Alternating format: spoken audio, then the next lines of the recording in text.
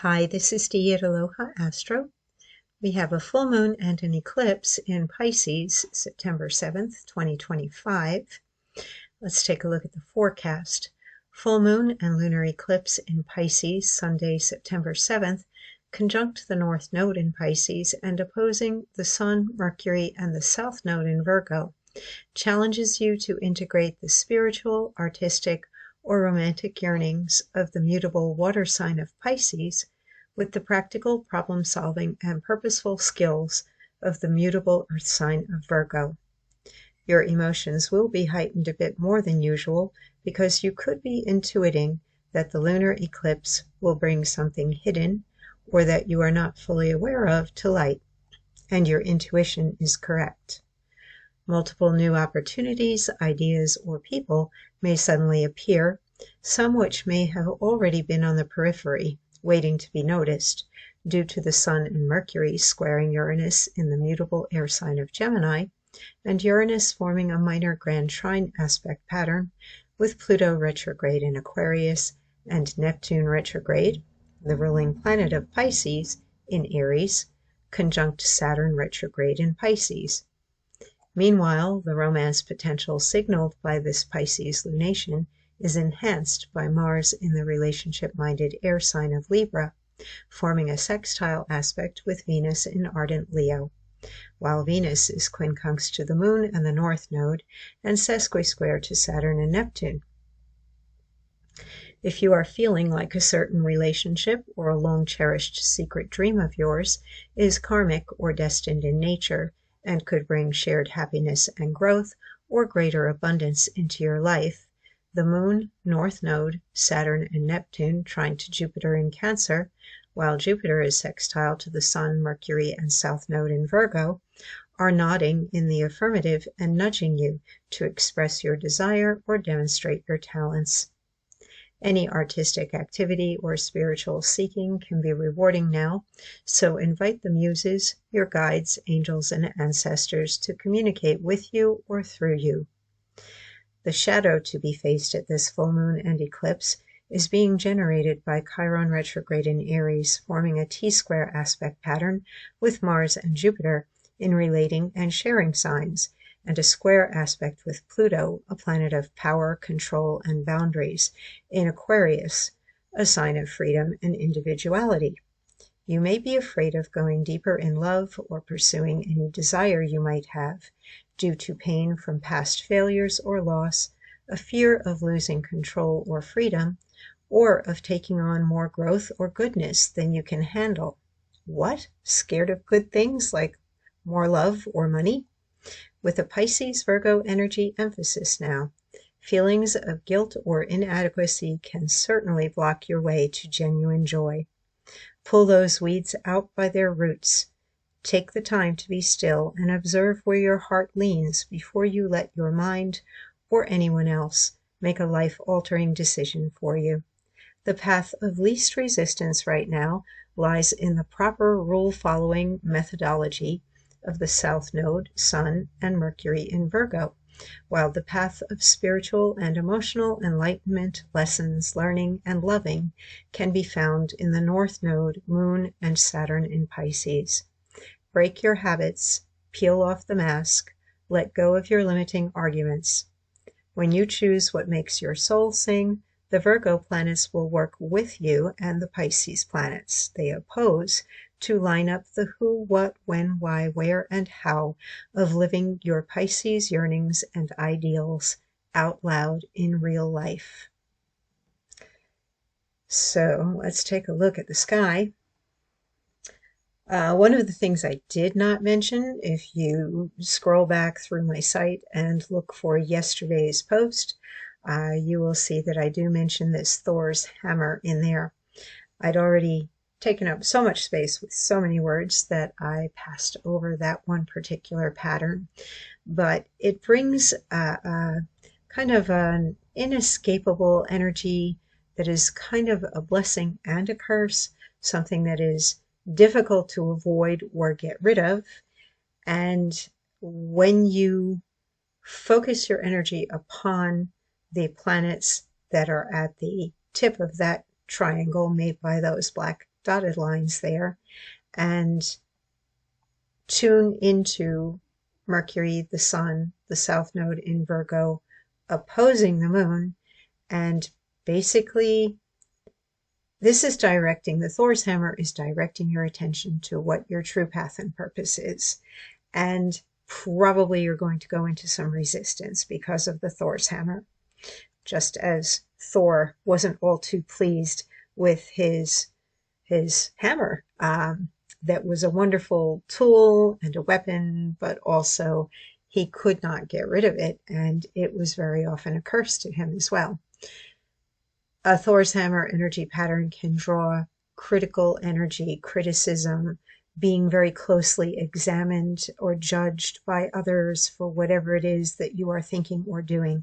In this case, because Chiron is in Aries and it's retrograde, and Aries is self-aware, and Pluto is in Aquarius, which is more group-oriented, but is also about the uniqueness and freedom of an individual, and that they bring that uniqueness to the group, that they're not just like everybody else, that they're going to bring whatever their unique talents are. There's a kind of necessity or pressure to step up into something that you are afraid of. And it may be related to whatever your path and purpose is right now, that the lunation, that full moon with the eclipse, is highlighting in conjunction with that north node, which is what we're supposed to be doing, whereas the south node is what comes far too easily, or it's like the default programming, or what we're doing without being consciously aware of it and thinking about it. We just do it so well that we slide back into it. And Virgo is a wonderful, discerning, Mercury-ruled earth sign. However, it can get so caught up in the details and the mundane side of life that it neglects the other side, where we have the Pisces energy. And with the North Node in Pisces, it's not tightly conjunct Saturn, but fairly close. And as the moon moves on past the full moon point, it's going to tip over into more degrees and then hit Saturn and Neptune on Monday.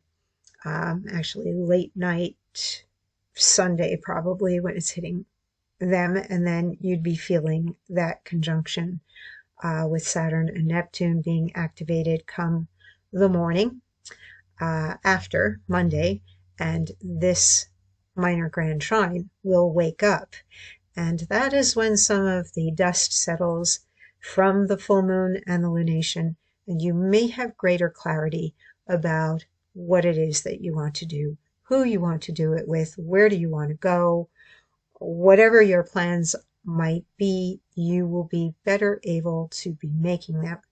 But while you're in the intensity of the full moon itself and the eclipse, it is best to be in the observation and data collecting phase of things, where you utilize that observing and data collecting energy of Virgo, and you sit in the silence and the calm and consider everything, because Pisces energy is the sea of infinite possibilities, and Virgo is there counting all the little nuts and bolts, and Pisces is looking at no boundaries and wanting to kind of merge with everything. So being in both those places energetically will help you discern what changes need to be made, and the changes will be coming because we do have this square aspect to Uranus, and then we have Uranus in this configuration, this aspect pattern here. Jupiter has got some really nice input, even though it's in a T-square. The nature of Jupiter is benevolent, so even in a T-square where you've got the challenges of an opposition between two planets pointing their energy to the planet they're squaring, which is Jupiter, it is still a benevolent planet. this may just modify or hold back on some of the goodness.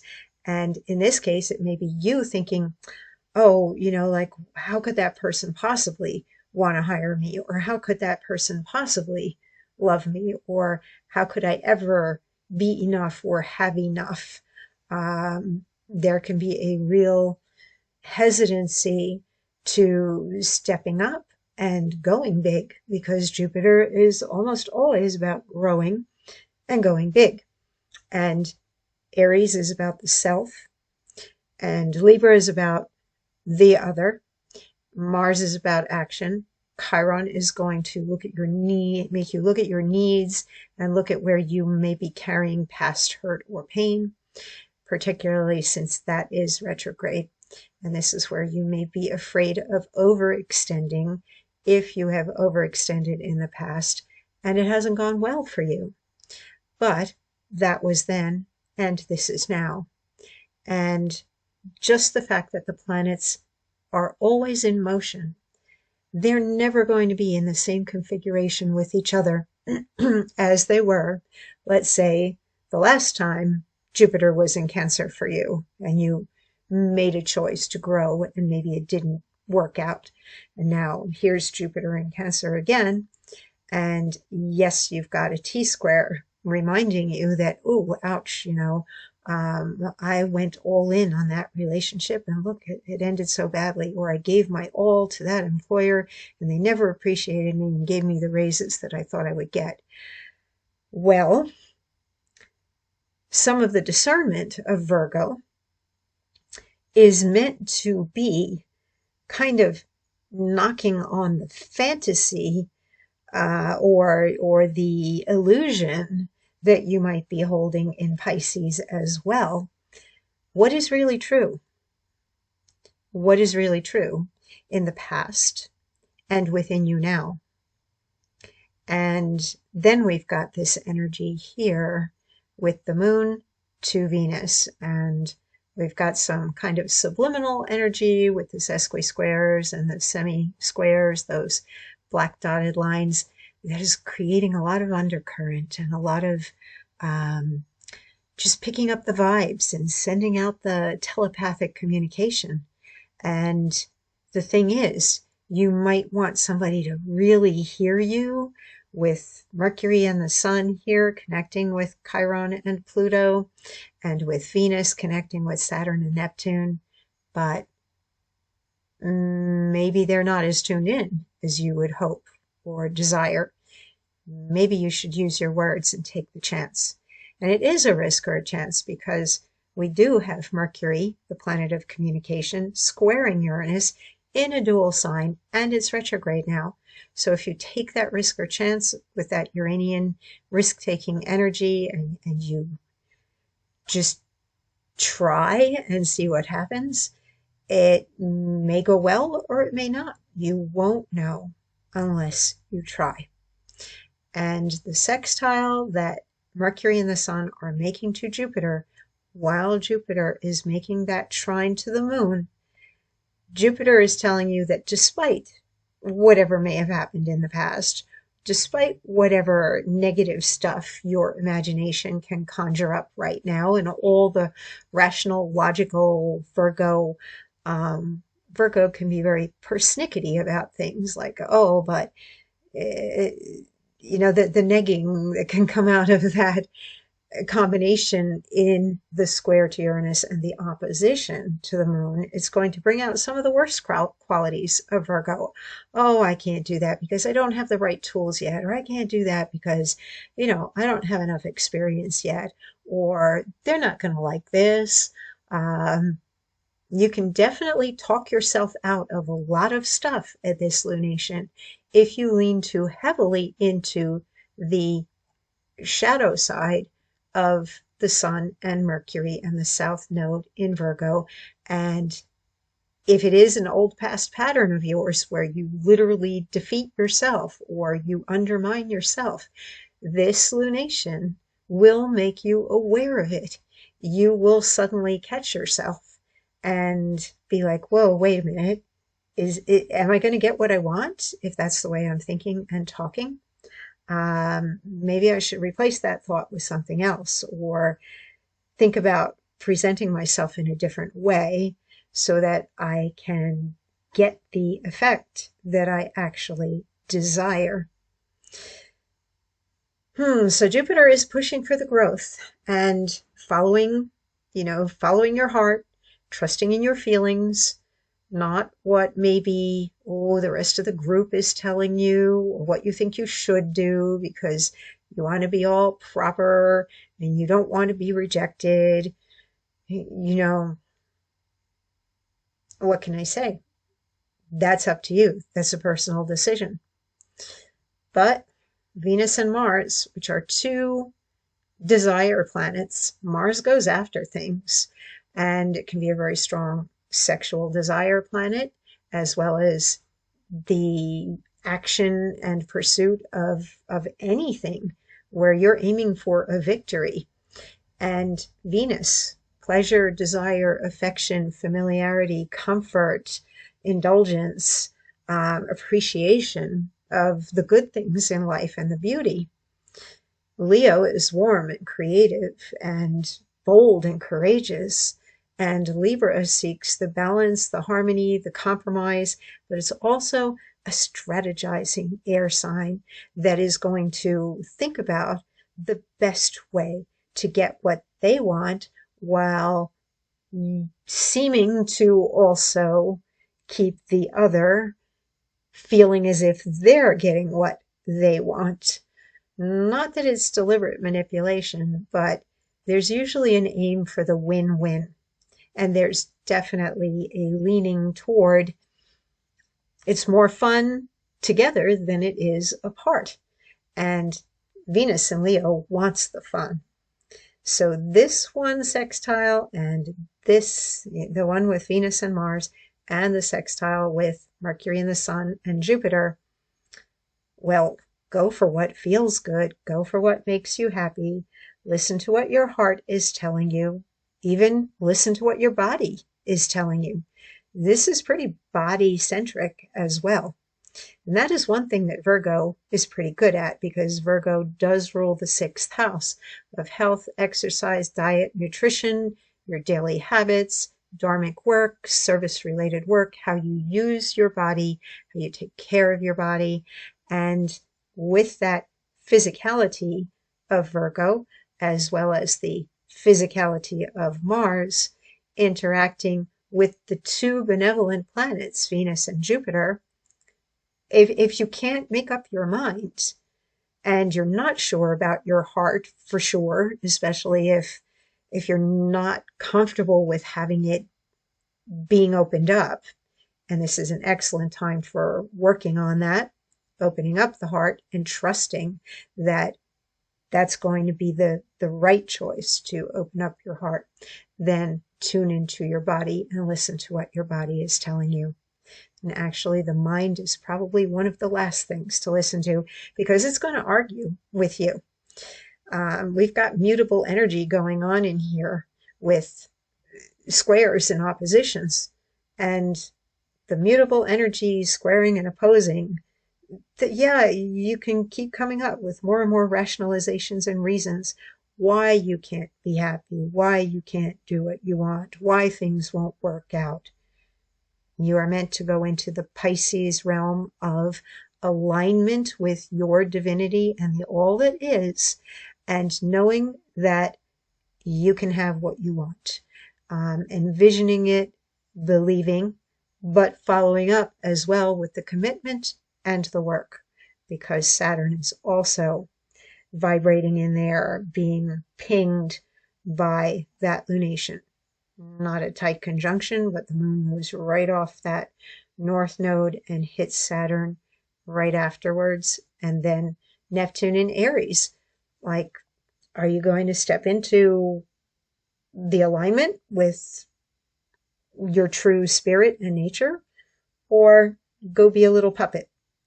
That is up to you. Entirely up to you.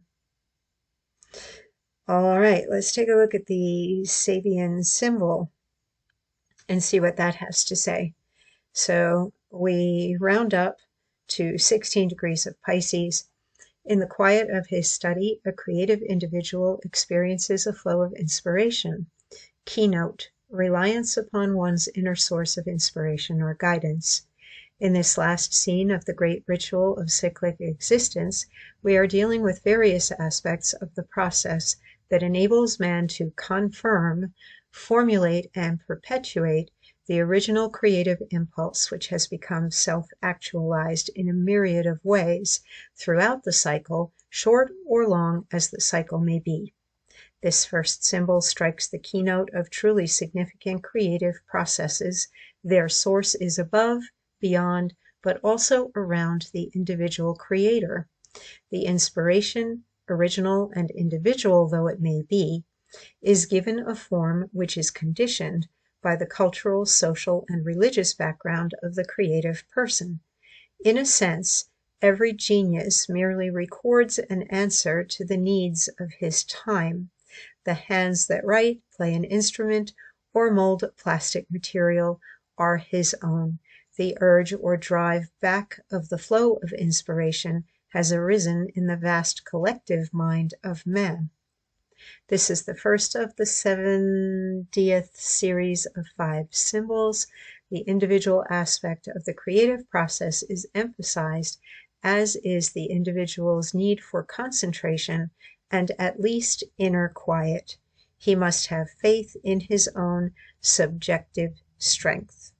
That definitely is pulling in both the Virgo kind of hands-on doingness with the Pisces beingness, and the alignment with something that is bigger than us, that is within us, and that we are in this present time and place and responding to the energy that we find ourselves in. I never read the Sabian symbol until I literally pull it up. The first thing I always do is look at the chart. Then I look for an image that I feel represents various things that I see in the chart that I feel. And then I write. And then I pull up that Sabian symbol and read it. And I got this really, really strong hit that the muse, the expression of art, particularly through music and an instrument, was an important part, as well as the romance. And there's that playing of an instrument. It is just always interesting to me that when I'm looking at the chart and then I look at the Sabian symbol, even though Sabian symbols are not technically part of the, I guess you would say, the lexicon of astrological knowledge based on, measurements of planets and where they are. This is basically information that came through an intuitive, being given each of the degrees through the signs and giving a symbol of what that degree means. So when I'm pulling up the Sabian symbol, we're looking at that particular degree that lunation is occurring at, and what that intuitive's image is, and then the interpretation of that image. There's always something that is extremely relevant to that lunation. And I leave it up to you to interpret it for yourself, because it is an intuitive thing, and you will take from it what is relevant to you or not. But I always like to look at that. And if you ever want to go more fully into your own natal chart, I believe at astrotheme.com, the free chart there enables you to click on all of your planetary placements, and it will give you a little pop-up of the Sabian symbol for each of your planetary degrees, and things like your ascendant and midheaven. So you can read all your Sabian symbols and learn more about yourself from that particular method of looking at energy signatures, basically. And I feel like everything is very connected. in anything having to do with what you have in your natal chart will usually have some other correspondence that can be found in things like the numerology, or even in things like colors, um, the mythology behind the planets. It's interesting to read the stories behind the planets and the asteroids to find out more about your archetypes within your natal chart. This full moon in Pisces is an excellent time to look at things that are spiritual or esoteric and bring in the nuances that can add more to your understanding on a spiritual level. Also a wonderful time for any type of spiritual or astrological reading. So if you are wondering where this is happening for you, I'm here and I can definitely work with you, and we can look at your chart and see what's happening for you. Well, as always, do take care, stay safe, and I will be back again tomorrow with the daily forecast.